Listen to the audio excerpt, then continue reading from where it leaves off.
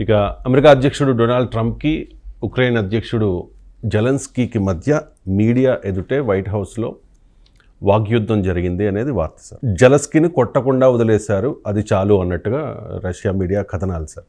So ఖనిజాల ఒప్పందం మీద సంతకం చేయకుండానే అక్కడ నుంచి జెలెన్స్కీ మధ్యలోనే వెళ్ళిపోయారు. సో ఉక్రెయిన్ ఒంటరి అవుతుంది సార్ ఇప్పుడు. అంటే కొత్తగా ఒంటరి అయ్యేది ఏమీ లేదు, నుంచే ఒంటరి అయ్యాడు.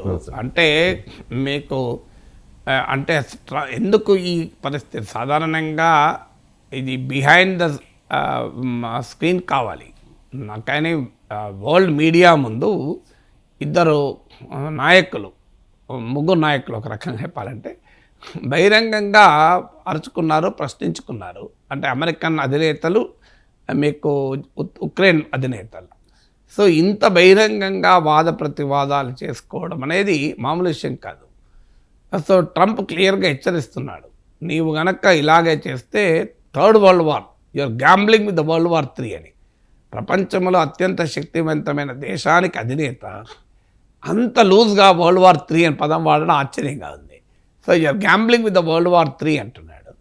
సో జెలెన్స్కీకి నువ్వు అమెరికాను అవమానిస్తున్నావు.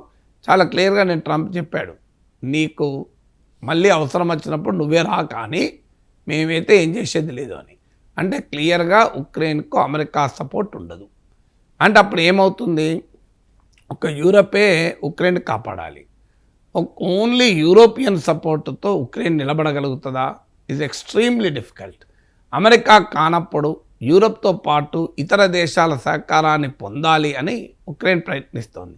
జెలెన్స్కీ అరబ్ దేశాల్లో కూడా పర్యటించాడు. కానీ అమెరికా సపోర్ట్ లేనప్పుడు ప్రపంచంలో ఎన్ని దేశాలు ఉక్రెయిన్కు అండగా నిలబడతాయన్నది it's a big question mark. ఎందుకంటే మీకు అంతకుముందు రష్యాను ఖండిస్తూ యునైటెడ్ నేషన్లో రెజల్యూషన్ చేసినప్పుడు, బైడెన్ ప్రెసిడెంట్గా ఉన్నప్పుడు అమెరికా కూడా ఆ రష్యాను ఖండించే తీర్మానానికి మద్దతు ఇచ్చినప్పుడు యునైటెడ్ నేషన్స్లో 140 కంట్రీస్ సపోర్ట్ చేశాయి. ఇప్పుడు అది 93 కంట్రీస్ పడిపోయాయి. అంటే క్లియర్గా ప్రపంచంలో అమెరికా మద్దతు ఇవ్వనప్పుడు ఎన్ని దేశాలు అండగా ఉంటాయనేది క్వశ్చన్. రెండవది, అమెరికా ఉక్రెయిన్కు మద్దతు ఇవ్వడం కాదు, వెళ్ళి రష్యాకు మద్దతు ఇస్తే ఏం జరుగుతుంది? అదైతే ఇక బీభత్సం. ఆల్రెడీ ఇదేమీ ఊహాజనితమైన అంశం కాదు. యునైటెడ్ నేషన్స్లో ఇటీవల ఓటింగ్ జరిగితే రష్యాను ఖండిస్తూ ఉక్రెయిన్ యూరప్ ప్రతిపాదించిన తీర్మానం పైన ఓటింగ్ జరిగింది. ఇండియా అబ్స్టైన్ అయింది, కానీ అమెరికా వెళ్ళి రష్యాకు అనుకూలంగా ఓటేసింది. ఇండియాకు రష్యాకు ఉన్న ఫ్రెండ్షిప్తో పోలిస్తే అమెరికాకు రష్యాకు ఫ్రెండ్షిప్ ఏంటి? కానీ ఇండియా అబ్స్టైన్ అయితే అమెరికా పోయి రష్యాకు అనుకూలంగా ఓటేసింది. అంటే రేపు అమెరికా వెళ్ళి రష్యాకు అనుకూలంగా యుద్ధం కూడా చేస్తుందా? అమెరికా రష్యాలు కలిపి ఉక్రెయిన్ పైన, యూరోప్ పైన యుద్ధం చేస్తుందా అనేది ఒక పెద్ద ఛాలెంజ్. ఇప్పుడు ట్రంప్ ఏం చేయబోతున్నాడు, ప్రపంచంలో రీఅలైన్మెంట్ ఎలా తేబోతున్నాడని. అమెరికా రష్యా ఒకవైపు, యూరప్ మరోవైపు ఉంటుంది. అమెరికా రష్యా చైనా కూడా ఒకవైపు అవుతున్నప్పుడు, అమెరికా రష్యా చైనా ఒకవైపు అయితే మరి యూరప్ ఒకవైపు ఉంటే ఎలా ఉంటుంది? అందుకే మీరు వెంటనే ఇండియా వైపు చూస్తుంది. మీరు గమనిస్తే యూరోపియన్ యూనియన్ ప్రెసిడెంట్ ఉర్సులా మండలిన్ ఒక కాలేజ్ ఆఫ్ కమిషనర్స్ అని 27 మంది సీనియర్ యూరోపియన్ యూనియన్ నేతలతో ఇండియాకు వచ్చారు నిన్న. సో అందువల్ల ఈ వరల్డ్లో గ్లోబల్ రీఅలైన్మెంట్ జియో పాలిటిక్స్లో జరుగుతున్న పరిస్థితుల్లో మనం ఉన్నాం. ఇక వాట్ ఈస్ ద ఫ్యూచర్? ఎందుకు మరి ఈ పరిస్థితి వచ్చింది అంటే, Trump is playing both wares. అంటే ఇండియాకు F-35 యుద్ధ విమానాలు ఇచ్చి, పాకిస్తాన్కు F-16కు $397 మిలియన్, $397 మిలియన్ ప్యాకేజ్ అనౌన్స్ చేశాడు. అంటే ఇక్కడ అటు ఇండియాతోనూ ఇటు పాకిస్తాన్తోనూ ఏకకాలంలో ట్రంప్ రాజకీయం ఆడుతున్నాడు. సరిగ్గా అక్కడ కూడా అదే రాజకీయం ఆడుతున్నాడు. ఇప్పుడు రష్యా ఆక్రమించిన టెరిటరీ ఉంది, 20% ఉంటుంది. ఇది క్రీమియా, లుహాన్స్క్, జప్రోషియా ఇట్లాంటి ప్లేసెస్ ఉన్నాయి. కొరసాన్, ఈ ప్లేసెస్ అంటే ఈస్టర్న్ యుక్రెయిన్లో ఒక 20% భూభాగం రష్యా ఆధీనంలో ఉంది. ఇక్కడ కూడా మినరల్ రిసోర్సెస్ ఉన్నాయి. ఉక్రెయిన్లో కూడా రేర్ ఎర్త్ మినరల్స్ ఉన్నాయి. ఇప్పుడు అమెరికా ఏంటంటే ఉక్రెయిన్ భూభాగంలో ఉన్న రేర్ ఎర్త్ మెటల్స్ కావాలి, ఉక్రెయిన్ భూభాగాన్ని రష్యా ఆక్రమించుకొని ఉంది. రష్యా వెనక్కు వెళ్ళే ప్రసక్తే లేదంటున్నారు. రష్యా క్లియర్గా ప్రకటించింది, no question of negotiation on territories, మా ఆధీనంలో ఉన్న ప్రాంతాల గురించి చర్చే లేదు అని ప్రకటించేసింది. ఎందుకంటే ఈ ప్రాంతాల్లో ఇంకో డైమెన్షన్ కూడా ఉంది. ఉక్రెయిన్లో, ఈస్టర్న్ పార్ట్ ఆఫ్ ఉక్రెయిన్లో రష్యన్ ఇన్ఫ్లుయెన్స్ ఉంటుంది. రష్యన్ లాంగ్వేజ్, కల్చర్ ఇన్ఫ్లుయెన్స్ చాలా ఎక్కువ ఉంటుంది. అందుకే ఈ ప్రాంతాల్లో ఉండే అటానమస్ రీజన్స్, వాళ్ళ అటానమస్ బాడీస్, ప్రజలకు రిప్రజెంట్ చేసే బాడీస్ రెఫరెండమ్లు చేసి కూడా మేము రష్యాలో కలుస్తామని తీర్మానాలు చేశారు. ఇది మీరు క్రిమియాలో జరిగింది, లుహాన్స్క్లో జరిగింది, డొహాన్స్క్లో జరిగింది. అంటే అందుకే రష్యా అంత ధైర్యంగా ఆ భూభాగాలు ఆక్రమించుకుని కూర్చుంది. వెస్ట్రన్ పార్ట్ ఆఫ్ ఉక్రెయిన్ అంటే టువర్డ్స్ పోలాండ్ అటువైపు ఉన్నదేమో Ukrainian language and Ukrainian culture influence ఉంటుంది. అందువల్ల ఈ ఉక్రెయిన్లో ఉన్నటువంటి ఈ డైవర్సిటీని కూడా రష్యా ఎక్స్ప్లాయిట్ చేస్తుంది. ఇప్పుడు అమెరికా కూడా ఉక్రెయిన్కి సపోర్ట్ చేయనప్పుడు రష్యా ఆక్రమించుకున్న 20% భూభాగాలు తిరిగి ఇచ్చే అవకాశమే లేదు. ఇది గమనించిన ట్రంప్ ఏం చేస్తున్నాడంటే రష్యాలో ఉన్నవి, అలాగే రష్యా ఆక్రమించుకున్న ఉక్రెయిన్లో ఉన్న రేర్ ఎర్త్ మెటల్స్ తనకు కావాలి.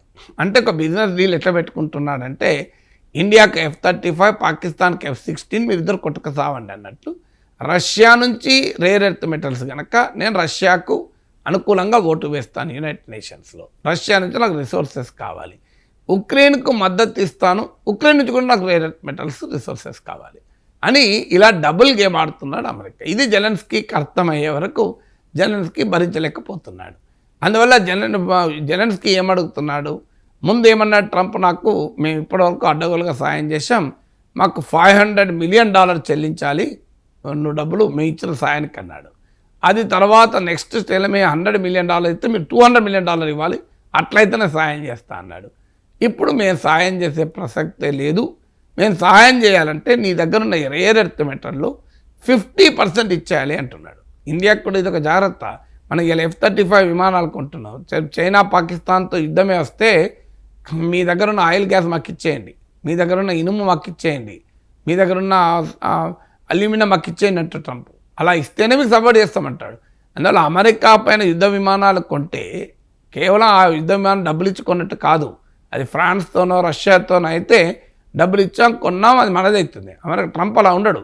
రేపు F-35 యుద్ధ విమానాలు లేవాలంటే ఏదైనా రిపేర్ వచ్చిందనుకోండి, రిపేర్ చేయాలనుకోండి, రిపేర్ కావాలా నీకు, అయితే మీ కృష్ణా గోదావరి బేసిన్లో గ్యాస్ ఉంది కదా అది నాకు ఇచ్చేయంటాడు. అది ఇస్తేనే నేను రిపేర్ చేయిస్తా అంటే అప్పుడు మన పరిస్థితి ఏంటి, మన F-35 లేవు, ఆడ పాకిస్తాన్ వాడు అన్ని ఇచ్చేస్తాడు వాడు అమెరికాకు, మా దేశాన్ని దోచుకో మాకే అభ్యంతరం లేదు, మొత్తం ఉన్నాయని పట్టుకపో అంటాడు. ఎందుకంటే అక్కడ ఉన్న ప్రభుత్వం ప్రజల ప్రభుత్వం కాదు, మన ప్రభుత్వం ప్రజల ప్రభుత్వం, అది మోడీ ప్రభుత్వం అయినా మన్మోహన్ సింగ్ ప్రభుత్వం అయినా. సో మీరు అమెరికా వాడి F-35 విమానాలకు పనిచేసేలా ఉండాలి అంటే, కండిషన్లు ఉండాలంటే కేజీ బేస్లో గ్యాస్ ఇవ్వమంటే మనం ఇవ్వాల్సిందేనా? అందువల్ల అమెరికా పైన డిఫెన్స్ పర్చేజెస్ సెక్యూరిటీకి ఆధారపడితే it is not just buyer and seller relationship అనేది ఉక్రెయిన్ అనుభవం చూస్తే అర్థమవుతుంది కదా. ఇప్పుడు ఏమంటాడు ఉక్రెయిన్, నీకు ఆయుధాలు ఇవ్వాలంటే ఆయుధాలు డబ్బులు ఇవ్వండి అంటే అర్థం ఉన్నది, అదైనా అర్థం లేదు. ఎందుకంటే అమెరికా ప్రొవోక్ చేస్తేనే కదా ఉక్రెయిన్ రష్యాతో పంచాయతీ గొడవ పెట్టుకున్నది. అయినా పోనీ నేను ఆయుధాలు ఇస్తాను డబ్బులు ఇవ్వండి, ఆయుధాలు అంటలేడు, నీ దగ్గర ఉన్న రేర్ ఎర్త్ మెటల్స్లో 50% నాకే అంటున్నాడు. సో 50% ఇవ్వడానికి కూడా జెలెన్స్కీ రెడీ అయ్యి అమెరికా వెళ్ళాడు. అయితే అక్కడ ఏమంటున్నాడు, నేను 50% ఇస్తా తీసుకెళ్ళు, కానీ నీ కంపెనీలే వచ్చి నా దగ్గర టైటానియము, యురేనియము, లీథియం ఎక్స్ట్రాక్ట్ చేస్తుంటే రష్యా వాడు అటాక్ చేస్తే ఎట్లా? అందువల్ల మీ సైన్యాలు ఉండాలి, మీ సైన్యాలు ఉంటే అది మా దేశానికి భద్రత, మీ కంపెనీలకు కూడా భద్రత అని జెలెన్స్కీ ఫిట్టింగ్ పెట్టాడు. అంటే ఆ రకంగా సెక్యూరిటీ గ్యారంటీస్ ఇవ్వండి అంటాడు. ట్రంప్ ఏమంటాడు, సవాల్ లేదు, నాకు సెక్యూరిటీ గ్యారంటీ ఇవ్వను, ఆ సైనిక సహాయం ఉండదు, ఏముండదు, నువ్వు నాకు ఇచ్చే అంతే 50% అంటున్నాడు.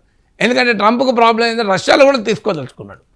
సో ఇంత ఓపెన్గా ట్రంప్ ఒక డిప్లొమసీని బిజినెస్గా, యుద్ధము శాంతిని, వార్ అండ్ పీస్ను వ్యాపారంగా మార్చేస్తే ఇలాంటి సీనే వస్తుంది. జెలెన్స్కీ లాంటి వాడు కూడా తిరగబడాల్సిన పరిస్థితి ఏర్పడి వైట్ హౌస్ నుంచి వెళ్ళిపోయాడు అబ్రప్ట్గా, ఇంకా మార్గమే లేదు. కానీ ఎంతకాలం నిలబడగలుగుతాడు ఈ రెసిస్టెన్స్ అనేది క్వశ్చన్ మార్కే. ఎందుకంటే యూరోప్ ఎంత మేరకు కాపాడుతుంది, యూరోప్ ట్రంప్ సపోర్ట్ లేకుండా యూరోప్ తనను తాను కాపాడుకోవడమే ఛాలెంజ్. ఇప్పుడిప్పుడే మిలిటరీ పైన ఖర్చు పెడుతుంది. So can Europe alone protect Ukraine అనేది క్వశ్చన్ మార్కే. అందువల్ల ట్రంప్ క్లియర్గా దేశాల మధ్యనే వ్యాపారం చేస్తున్నాడు. వార్ను బిజినెస్గానే, పీస్ను బిజినెస్గానే చూస్తున్నాడు. అదే జరుగుతున్నది ఇప్పుడు తతంగం. అందువల్ల ఇది ఒక లెసన్. ఇప్పుడు అమెరికా నుంచి ఒకప్పుడు మనకు రష్యా నుంచి 75% డిఫెన్స్ పర్చేజెస్ రష్యా నుంచే కొనేవాళ్ళం. కానీ ఎక్కడ రష్యా మీ సుకో యుద్ధ విమానం మీకు ఇవ్వాలి అంటే మీ దగ్గర సింగరేణిలో ఉన్న కోలివన్నీ అడగలే, మీ ధన్బాద్లో ఉన్న కోలివన్నీ అడగలే. సుకోయికి ఎంత డబ్బు ఉంటుందో దానికి ఏదో మనం పే చేసాం, మనం తెచ్చుకున్నాం. ఫ్రాన్స్ నుంచి డసా కంపెనీ నుంచి మనం రాఫెల్ యుద్ధ విమానాలు కొన్నాం. యూకే నుంచి మిగ్ విమానాలు కొన్నాం. ఫ్రాన్స్ వాడో యూకే వాడో మీరు మీ కేజీ బేసిన్ ఉన్న గ్యాస్ ఇవ్వండి, లేదా మీ దగ్గర ఉన్న మ్యాంగనీస్ ఇవ్వండి, మీ దగ్గర ఉన్న కాశ్మీర్లో లీథియం ఉన్నదట, అవి మాకు అప్పచెప్పండి అనలే.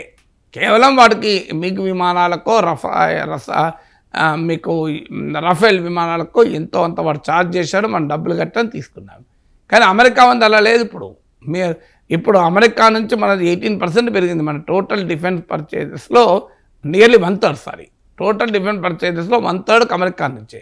ఇప్పుడు అమెరికా ట్రంప్ కాలంలో ఒక కొత్త డైమెన్షన్ వచ్చింది.